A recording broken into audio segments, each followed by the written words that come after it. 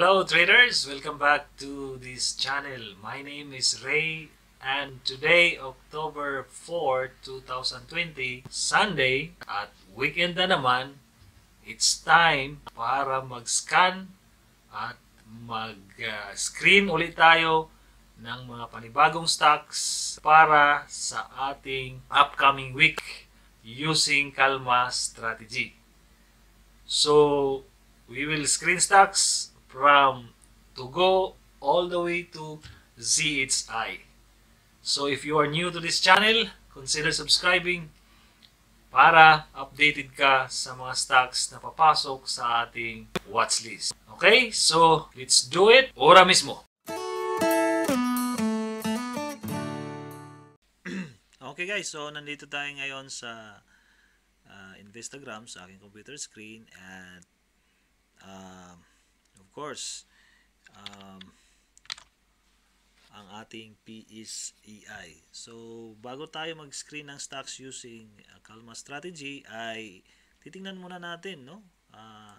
Analyze natin ng konti kung anong move ang ginawa ng ating stock market index. So titingnan natin yung mga areas of support and resistance sa tatlong uri ng support resistance na alam natin, no, na gagamitin. So first nating titingnan is yung channel support resistance natin. Nasaan nga ba sa ngayon ang ating stock market?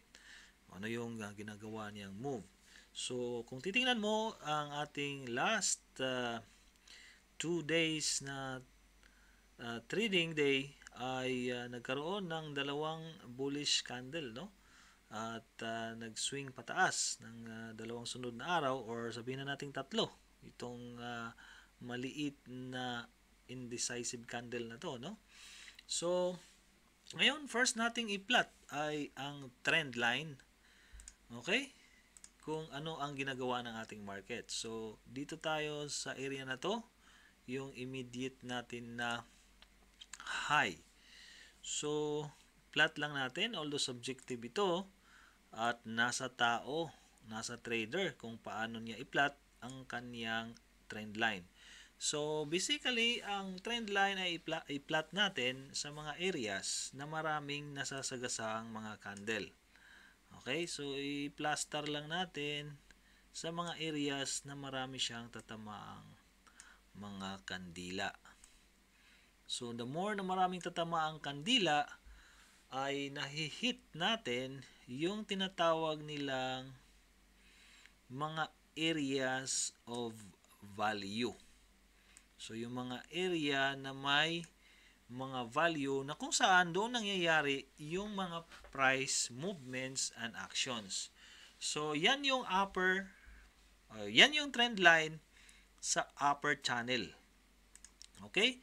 So far, ang ginagawa ngayon, kung napapansin nyo, very easy to notice na pababa yung ating channel, yung upward channel line natin or yung trend line natin. So pababa dahil ang market natin so far ay gumagawa ng tinatawag nilang high dito, tapos gumagawa ulit ng isa pang high pero mas lower compared sa previous na high. So lower high. So pag gumagawa ang market natin ng mga lower highs, ibig sabihin downtrend siya. So ito yung ngayon yung nangyayari sa upper channel natin. Another lower high, meron na namang another lower high dito. Okay? Pero dito, parang iba na yung nangyari. So pumapantay na siya sa high na to. At saka, na-break niya yung upper channel line. Kasi yung channel, pag sinabing channel, meron lower channel yan, which is nag-act as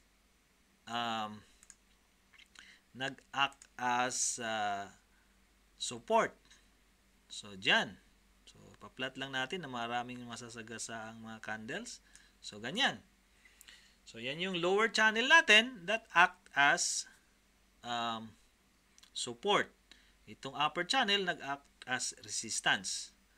Okay? So, lahat ng mga sinasagasaan na yan sa taas, yun yung mga highs na ginawa ng ating market. Pero, yung mga highs niya is lower compared sa previous high. So, mga lower highs. So, downtrend siya on that sense. At, gumagawa rin siya ng mga lower lows. So, ito yung low niya. Tapos, gumawa uli ng another low, which is lower compared sa previous low. So, lower lows yung ginagawa ng ating market. Okay, kung titingnan mo, dito, na-break pa niya yung ating lower low. So, talagang lalong bumagsak. Okay?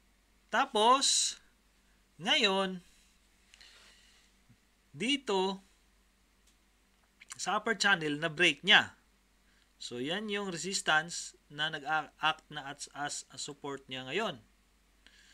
So, ngayon, titingnan naman natin yung horizontal na support resistance, no? So, ang horizontal support resistance natin ay somewhere here.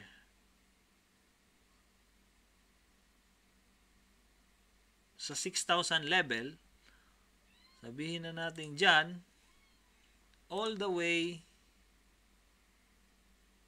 sa mga area na to, which is maraming natatamaang mga candle. So, kung titingnan mo, parang yung psychological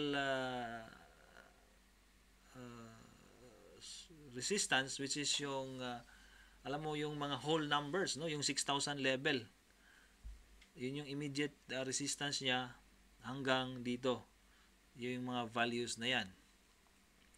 So, but ibang levels, pero yung immediate niya is yung 6,000 at saka yung up to like maybe 6,030, 40, ganyang level sa taas. Next resistance niya.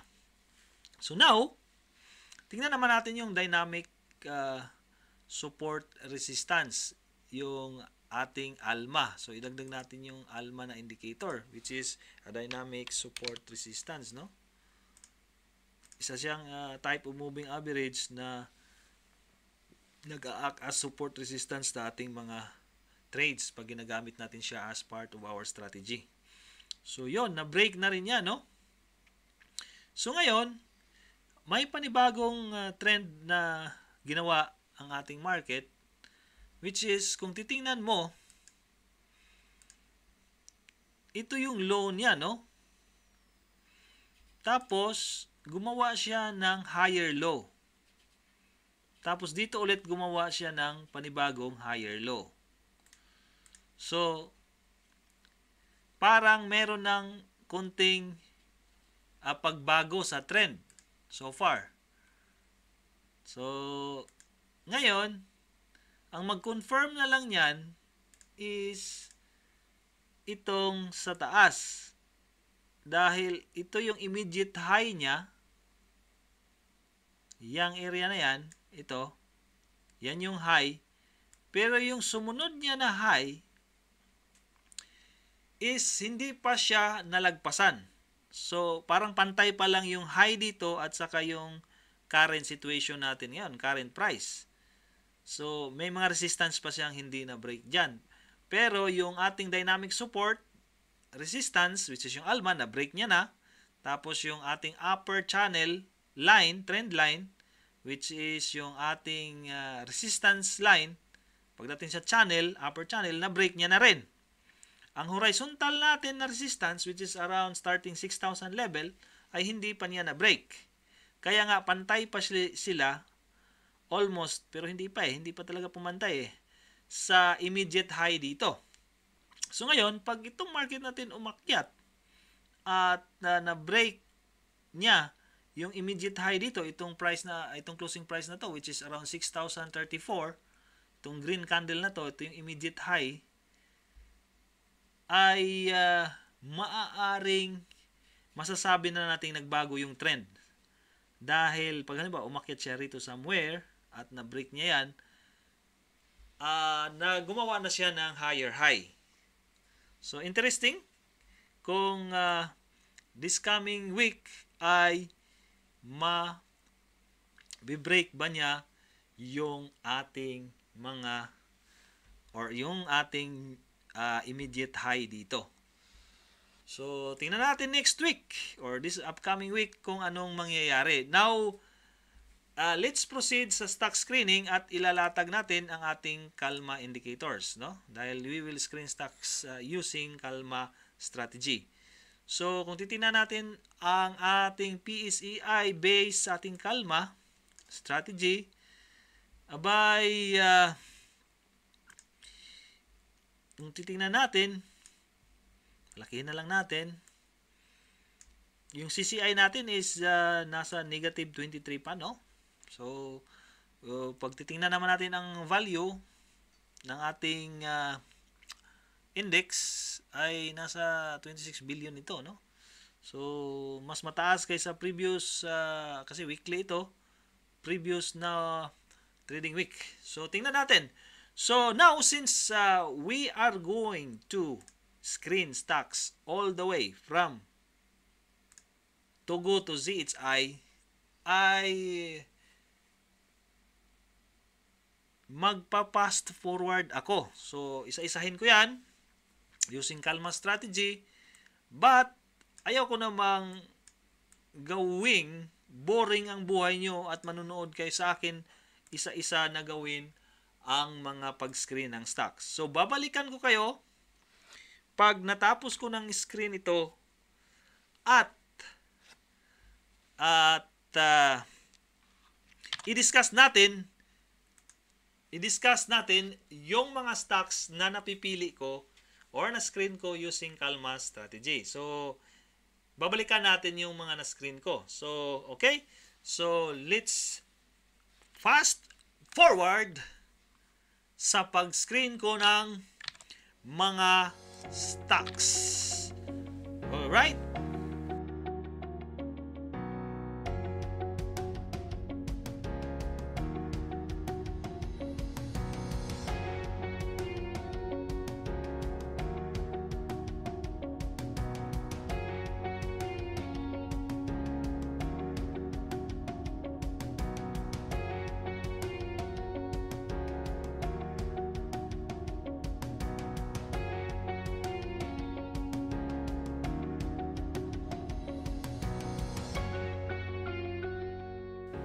Okay guys, so natapos na tayong mag-screen ng stocks from ZHI or from Togo to ZHI at natapos natin at nailagay ko na sila sa ating mga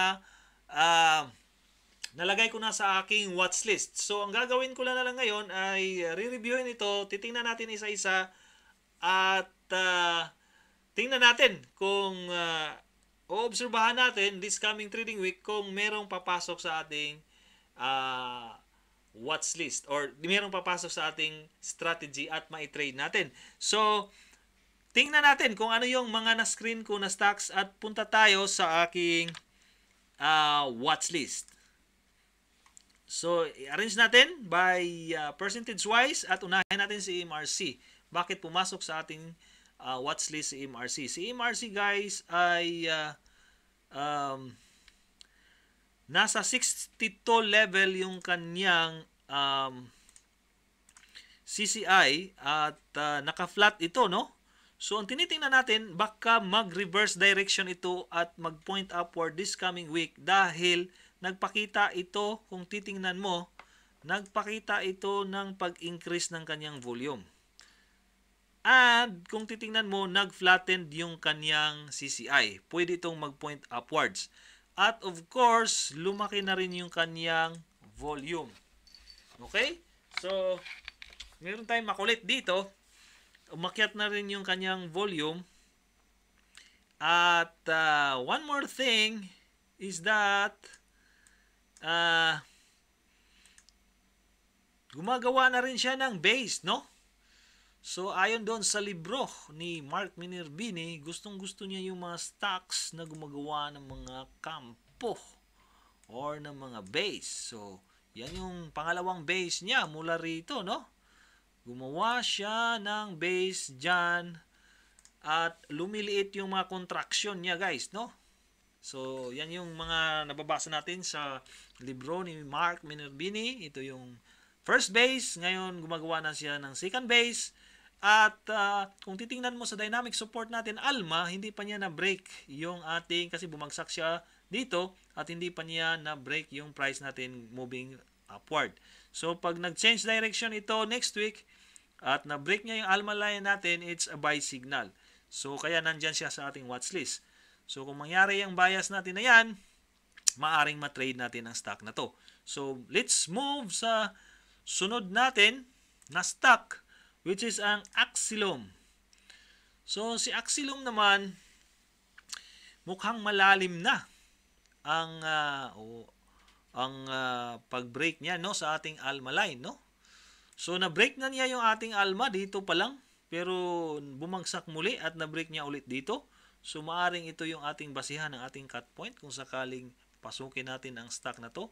Kung titingnan natin yung kanyang CCI ay masyadong erect. Okay? So, talagang yung kanyang momentum ngayon, talagang patusok at stiff masyado yung move niya upward. At it seems to me na susuwagin na talaga niya ang level na 100 kung saan yan ang magiging buy signal natin pag na-breach ang 100 level ng CCI. Ngayon, pagdating naman sa ating ALMA, na-break na niya, no, ang ating dynamic support. So, ngayon, ang titingnan na lang natin dito in case na ma-break niya ang CCI 100 ay ang risk natin. Kung ito ba ay tolerable pa o hindi. Ngayon, tanggalin muna lang natin. Ngayon, susukatin natin yung risk kung sakaling pasukin natin ang stock na to. So, ito na lang siguro yung pagbabasihan natin dahil kung titingnan natin yung unang pag-break niya talaga sa price, masyado nang malalim yan, guys. Hindi na tolerable yung risk. So, titingnan natin dito sa area na to. Yung pangalawang pag-break niya rito. Kasi bumagsak siya eh. So, nasa 8% kung sakasakali. Pero sa ngayon, nasa 5% pa yan. So, tolerable pa in a way. So, kung mag-move siya ng konti, next week, at hindi pa ganun kataas yung ilipad niya at na-break niya na itong CCI natin, abay, baka pwede nating pasukin ang stock na to. Okay? So, next is ang SLI. Si SLI, guys, ay hawak ko na stock. Kaya nandyan pa rin siya sa aking watchlist. Ay hawak ko siya na stock sa ngayon. So, gustong-gusto ko nang ibenta to dahil masyado nang mahaba ang time na ginugol natin dito at hindi naman gumalaw ang stock na to dahil very illiquid siya. Meron lang ng mga 7 trades, meron lang 2 trades sa isang araw at hirap na akong makaiskapo dito sa stock na to. Gustong-gusto ko nang ibenta ito. Dahil time is gold. Ika nga, at mahabang panahon na ang naigugol natin dito sa stock na to. So, moving forward is si JFC. Pumasok siya sa ating listahan. At so far, nasa 78.77 na ang kanyang CCI level at malapit niya nang ma-break ang ating CCI 100 at nag-increase or increasing in the last two value niya, yung kanyang value increasing at saka yung volume, although hindi pa niya na-break yung kanyang average at na-break na rin niya yung kanyang resistance line ng ALMA. At tolerable pa ang kanyang risks. So, kaya nilagay natin yan sa ating watchlist. So, let's see kung anong magiging result, anong magiging move ni GFC this coming trading week. Ang next, moving forward, is si MBT. Si MBT naman ay gustong-gusto nang suwagin yung ating CCI 100. Nasa 80 na siya, mga kapatid. at na-break na rin niya at napakaganda ng swing niya sana. Kaso napaaga yung pag-break niya sa ating support resistance dynamic, support resistance natin which is ALMA, dahil dito pa lang ay na-break niya ito. Diyan pa lang. Ang tanong, gaano ba kataas ang risk nito? So kung susukatin natin ang risk mula dito sa current price all the way down to the first time it breaks our ALMA support, nasa 11% na ito. So masyadong mataas. Now, meron tayong another way is kung halimbawa mag-reverse siya at tatamaan at ma-break yung current value ng ALMA which is 36.25 ba yan? 36.18. So, halimbawa, mag-reverse siya at bumalik siya dyan, nasa 7%. So, medyo mataas na ito, guys. So, tingnan na lang natin kung anong magiging resulta. Kung magiging maganda pa ba yung move niya. Kasi may mga resistance pa siya rito na kailangang i-break, no? So, bisitahin niya yung immediate high na yan at pag na-break na yan, maaaring magtuloy-tuloy dahil yung areas na to, there is least resistance. Area of least resistance. Yun yung hinahanap ni... Sino ba yun? Binabasa nating libro, yung Reminiscence of a Stock Market Operator. Si Larry Livingstone. So, hinahanap niya yung areas with least resistance. Doon daw magmo-move yung market. Kagandahan kasi si MBT, increasing yung kanyang value in the last 1 month. 4 na trading week, mga kapatid, ay increasing yung kanyang value at volume.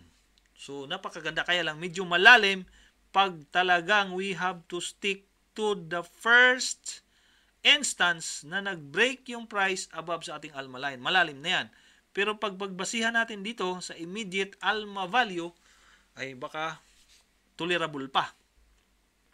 Depende na lang sa'yo. Okay? So, trade at your own risk at manage your risk properly by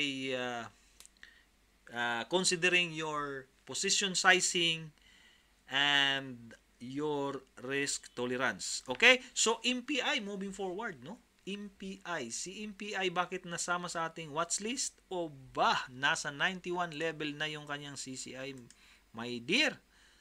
At malapit na niya talagang suwagin ang CCI 100.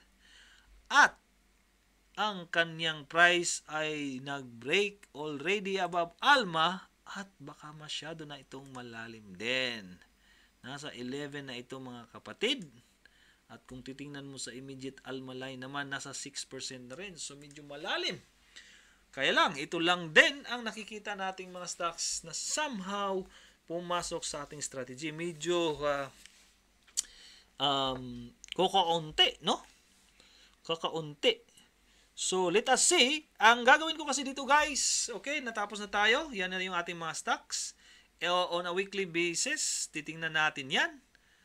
So, babalikan natin yan next week kung anong nangyari, kung ano yung ating mga na-trade. But in between trading week, in between the days of trading week, during market hours, ay maaaring i-screen ulit ako ng mga stocks at titignan yung mga ibang stock kung anong nagiging mga movement. Maaring may maidagdag ako doon sa aking watchlist, and then pagdating ng weekend ay titingnan natin ulit ang mga yon. Re-reviewin natin on a weekly basis yung mga stocks na nasa aking watchlist at kung ano yung mga stocks na dinagdag ko doon sa aking watchlist. Isa-isahan natin, at kung meron akong na-trade at na-close ko na yung trade na yon, we will also dissect. I will walk you through kung anong nangyayari sa trade na yon, just like what I did last time doon sa aking mga trade. And isi-share ko sa inyo yan para kahit papano ay meron kayong makukuha either sa aking mistakes or sa aking mga tamang ginagawa sa aking journey towards learning the technical analysis or aking journey towards stocks trading. So if you are new to this channel, consider subscribing para updated ka sa aking mga sinishare dito sa channel na to regarding sa aking journey sa pagtitrade and our weekly stock screening and walkthroughs of those trades na ginamitan natin ng mga strategies na ating natutunan sa ating grupo na Traders Lounge. Thank you so much for watching, guys, and I will see you on the next video. Peace!